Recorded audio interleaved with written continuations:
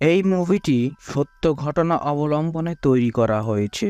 মুভিটি যেমন আমাকে কাঁদতে বাধ্য করেছে, আমি নিশ্চিত এই মুভিটার এক্সপ্লেনেশন শুনলে আপনিও কাঁদতে বাধ্য হবেন। এই মুভিটি 2021 সালে রিলিজ করা হয়েছিল। মুভিটি তৈরি করা হয়েছে ফিলিস্তিনের একটি সত্য ঘটনা নিয়ে। মুভির নাম ফারহা। ইসরায়েলি দখলদাররা তারা নিরীহ ফিলিস্তিনদের ওপর যে অমানবিক নির্যাতন করে আসছে তা আমাদের কারোই অজানা নয়। আপনি হয়তো এই বিষয়টি নিয়ে অনেক টিভিতে বা সোশ্যাল মিডিয়াতে দেখেছেন, কিন্তু আজ আপনাদের যে ঘটনা বলতে চলেছি তা আপনার সকল কল্পনাকে হার মানাবে। কারণ এটা কোনো গল্প নয়, ফিলিস্তিনের ছোট্ট একটি মেয়ের সাথে ঘটে যাওয়া সত্য ঘটনা। মুভিটির এক্সপ্লেনেশন শুনলে আপনাদেরও আমার মতো ইসরায়েলদের প্রতি আরও ঘৃণা বেড়ে যাবে। তো কথা না বাড়িয়ে চলুন মুভি এক্সপ্লেনেশন শুরু করা যাক।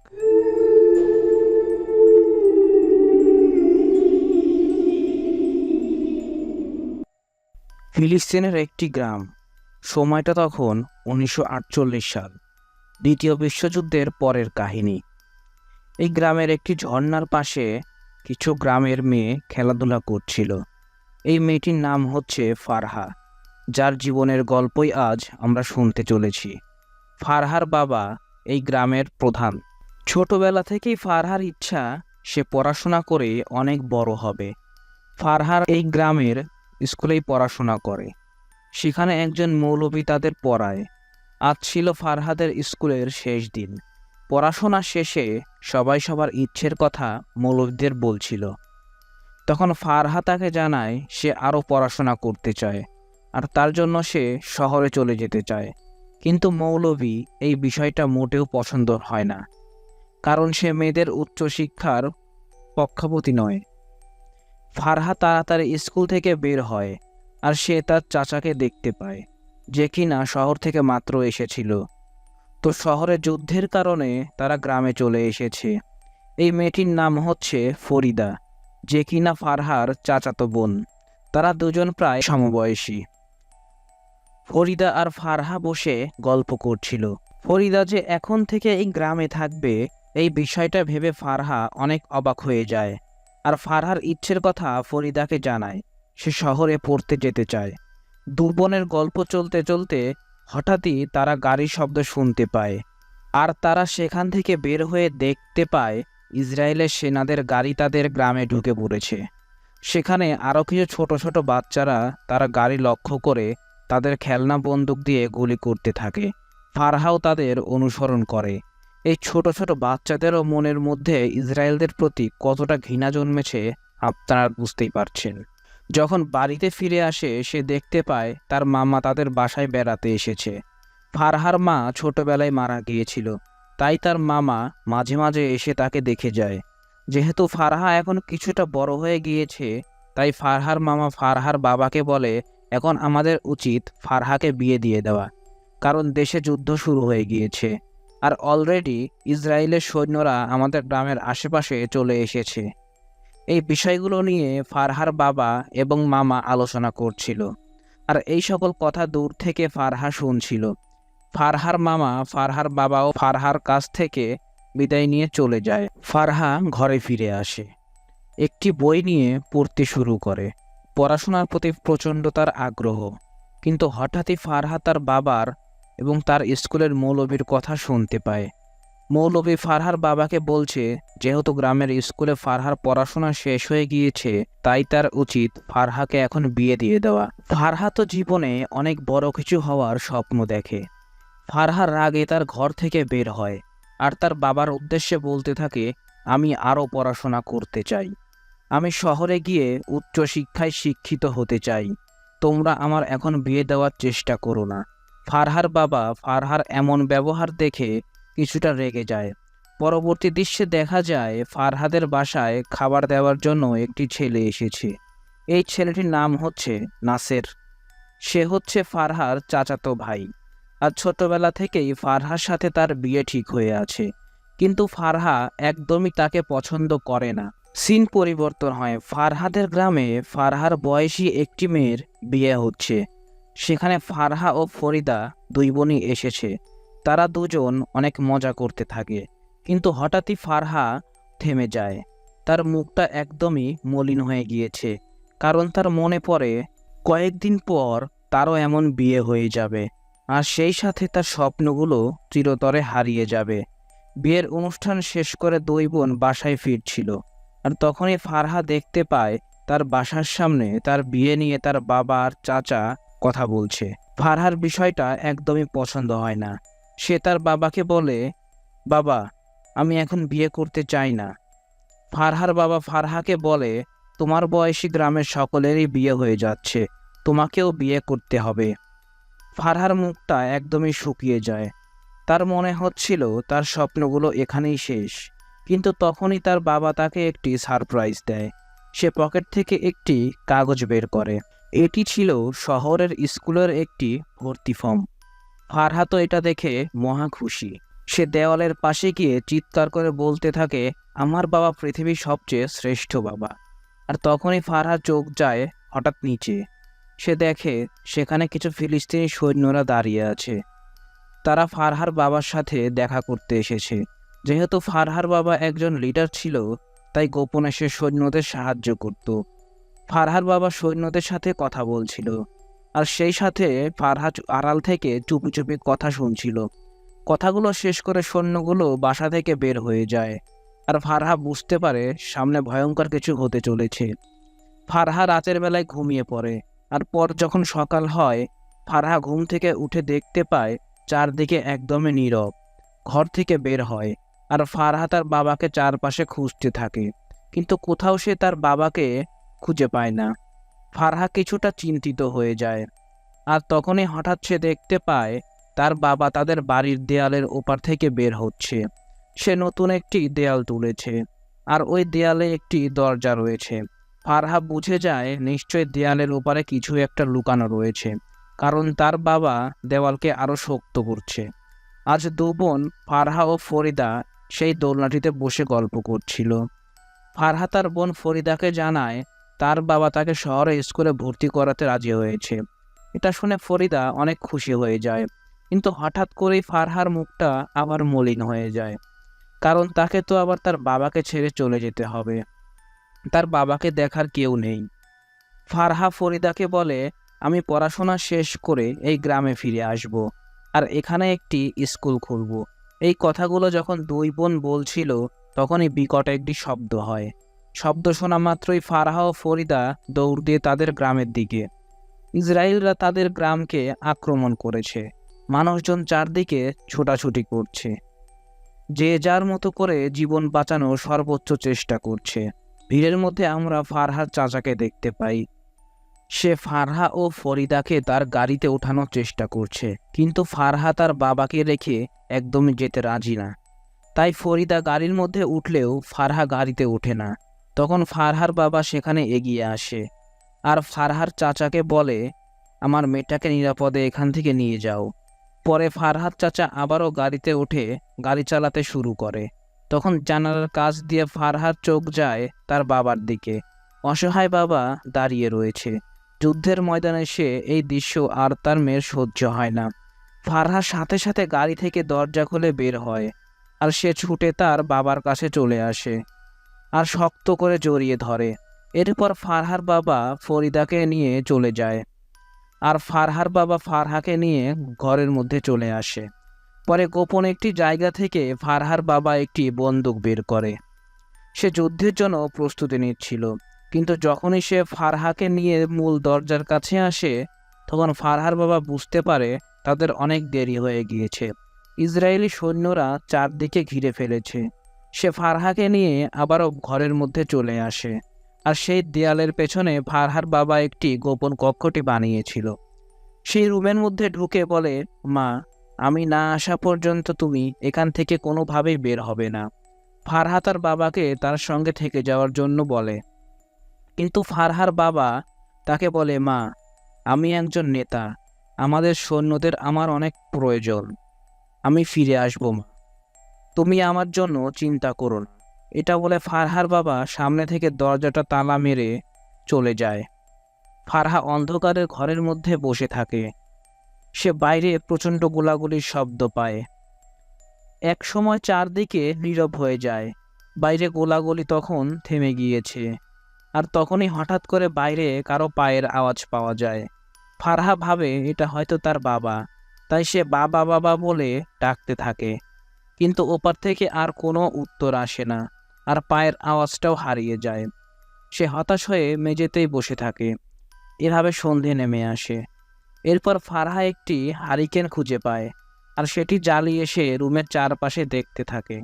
সে মেঝেতেই বসে থাকে। সে দেয়ালের এক কর্নারে ছোট্ট একটি ছিদ্র দেখতে পায়। ছিদ্র দিয়ে বাইরে তাকায়। সে তাদের মেন গেটটা দেখতে পায়। সেটি তখন একদমই ভাঙা অবস্থায় ছিল, আর চারপাশে কেউ নেই। সবকিছু একদমই নীরব। তখন ফারহা হতাশায় মেঝেতেই শুয়ে পড়ে। তার প্রচণ্ড ক্ষুধা লেগেছে।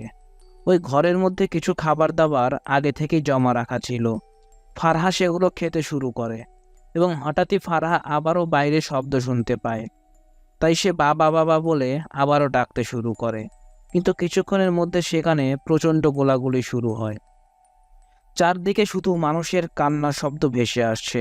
ধোঁয়ায় ভরে গিয়েছে চারদিকে, আর সেই ধোঁয়া রুমের মধ্যে ঢুকছিল। ফারহা ধোঁয়াগুলোকে আটকানোর জন্য চেষ্টা করে। পরদিন সকাল হয়। ফারহা চেয়ার নিয়ে বাইরের দিকে তাকায়। সে অনেকটা সময় রুমের মধ্যে বন্দি। তার সময় যেন কাটছেই না। তাই সে রুমের মধ্যেই খেলতে শুরু করে। দিন গড়িয়ে রাত হয়। বাইরে বৃষ্টি শুরু হয়েছে। সেই বৃষ্টির কিছুটা পানি ঘরের মধ্যে ঢুকে পড়েছে, আর সেগুলো নিয়ে সে খেলতে থাকে। ফারহা জীবন থেকে কেটে যায় আরও একটি রাত। পরদিন সকাল হয়। ফারহার প্রচণ্ড টয়লেট পেয়েছে। তাই সে বাধ্য হয়ে ঘরের এক কর্নারে তার টয়লেটের কাজটা সেরে ফেলে। যত সময় যাচ্ছে ওই রুমের খাবারগুলোও শেষ হয়ে যাচ্ছে, আর ফারহার ক্ষুধাও ধীরে ধীরে বেড়েই চলেছে।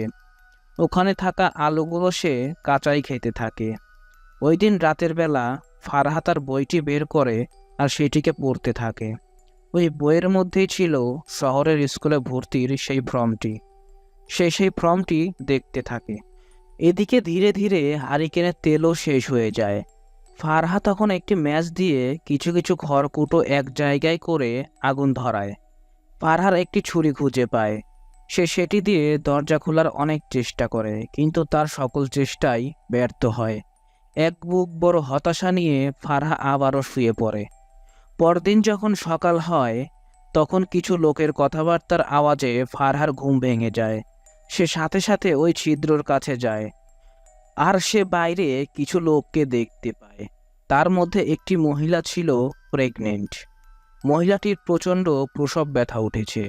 তাই তার হাজবেন্ড ওখানে বসেই ডেলিভারি করানোর চেষ্টা করছে। আর কিছুক্ষণের মধ্যেই তাদের কোল জুড়ে আসে একটি ফুটফুটে ছেলে সন্তান। ওই লোকটি প্রচণ্ড খুশি হয়, কারণ এর আগে থেকেই দুটি মেয়ে ছিল। লোকটির নাম ছিল আবু মোহাম্মদ। সে তার নবজাতক ছেলের কানে আজান দেয়।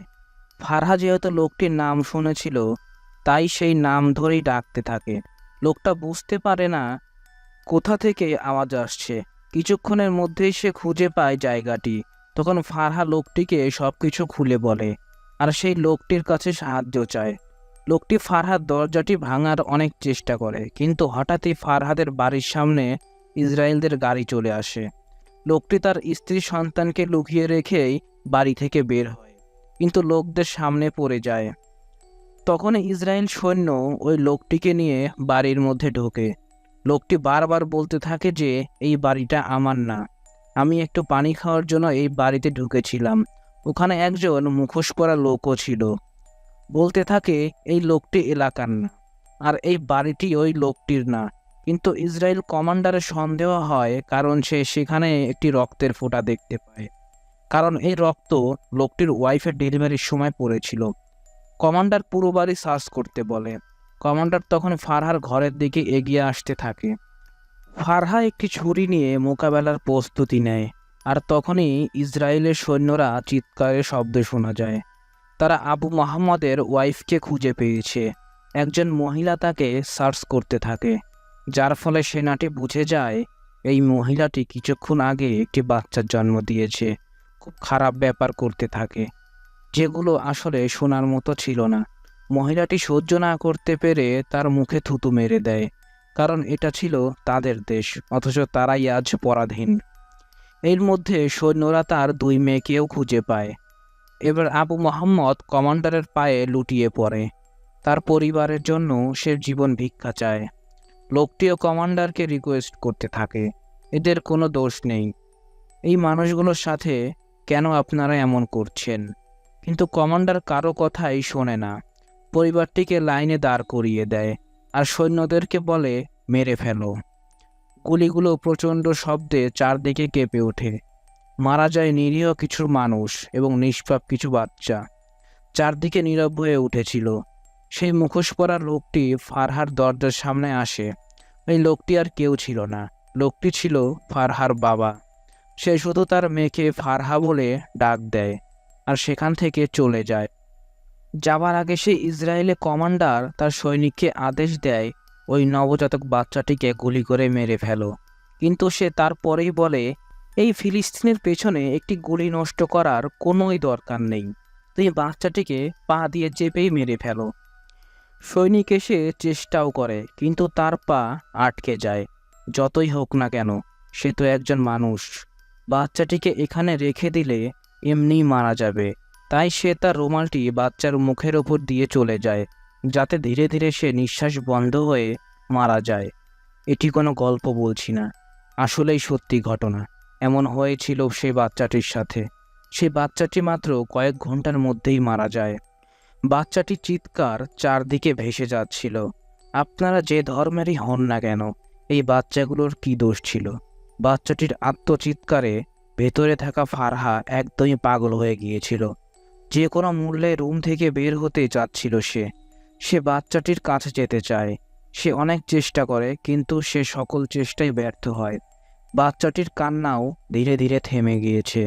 দরজার পাশে শুয়ে বাচ্চাটিকে ফারহা গান শোনাচ্ছিল। সে বাচ্চাটির নাম দিয়েছে লিটল মোহাম্মদ। পরদিন সকাল হয় আর তখন ফারহার ঘুম থেকে উঠেছে, আর সে হঠাৎ করে একটি পিস্তল খুঁজে পায়। সে পিস্তলের মধ্যে বুলেটগুলো ঢোকায়। সে মনের মধ্যে সাহস সঞ্চার করে, তাকে এই রুম থেকে বের হতেই হবে। ফারহা চোখ বন্ধ করে দরজার উপরে গুলিবর্ষণ করে। গুলিবর্ষণ করার ফলে দরজা দিয়ে সূর্যের আলো তার মুখে পড়ে। সামনের দরজাগুলো খুলে গিয়েছে। ফারহা খুব ধীরে ধীরে সেখান থেকে বের হয়। চারদিক চুপচাপ। পাশে রাখা পানির পাত্র থেকে সে কিছু পানি খায়। এরপরেই সে সেই বাচ্চাটির দিকে তাকায়, আর তখনই মুভির সব থেকে খারাপ দৃশ্যটা দেখা যায়। বাচ্চাটির ওপর রুমাল রাখার কারণে বাচ্চাটি মারা গিয়েছে। ছোট্ট মানুষটির লাশের ওপর মাছি ভনভন করছে, আর পোকামাকড় লাশটিকে অলরেডি খাওয়া শুরু করে। আমরা যে পৃথিবীতে বেঁচে আছি, সেই একইভাবে এই পৃথিবীতে এমন একটি শিশু এসেছিল, আর তার বিদায়টা হয়েছিল এমন। ফারহা যখন বাইরে বের হয়, তখন পুরো গ্রামের কেউ বেঁচে নেই। 2 দিন আগেই যেখানে মানুষ হাসাহাসি করছিল, সেখানে এমন শুধু চারদিকে লাশের আর লাশ। ফারহা সেই দোলনায় এসে বসে। সে আনমনে তাকিয়ে থাকে। সে তার পকেট থেকে সেই ভর্তির ফর্মটি বের করে, আর সেটি বাতাসে উড়ে যায়। আর ধীরে ধীরে সে হাঁটতে থাকে। সে দোলনাটি আর গ্রামটি ওভাবেই পড়ে থাকে। ফারহা হেঁটে চলেছে অজানার দিকে। আর সত্যিকারের সেই মেয়েটির নাম ছিল রাদিয়া, যে কিনা এখান থেকে হাঁটতে হাঁটতে সিরিয়া রিফিউজি ক্যাম্পে চলে গিয়েছিল, আর সেই গল্পটা সেখানেই শেয়ার করেছিল। রাদিয়া যতদিন বেঁচে ছিল, তার বাবাকে সে অনেক খুঁজেছিল, কিন্তু তার বাবাকে আর কখনোই পাওয়া যায়নি। এমন হাজারো রাদিয়ার গল্প এখনও লেখা হতো ফিলিস্তিনের অলিতে গলিতে। শুধুমাত্র এই মানুষগুলোর জন্য আমরা একটু দোয়া করা ছাড়া আর আমাদের কিছুই করার নেই। মুভিটি কেমন লাগলো অবশ্যই কমেন্ট করে জানাবেন।